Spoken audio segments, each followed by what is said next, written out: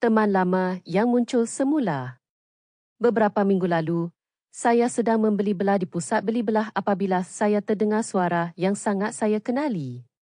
Apabila saya menoleh, saya terkejut melihat Ami, kawan baik saya semasa sekolah rendah. Kami tidak berjumpa hampir 10 tahun. Dulu, kami selalu bermain bola sepak bersama dan belajar dalam kelas yang sama. Namun selepas sekolah rendah, dia berpindah ke negeri lain dan kami terputus hubungan. Kami berbual panjang di kafe. Ami kini bekerja di bandar yang sama dengan saya. Kami berkongsi cerita hidup dan ketawa mengingat kenangan lama. Rasa seperti masa tidak pernah berlalu. Sejak hari itu, kami mula berhubung semula dan keluar bersama pada hujung minggu.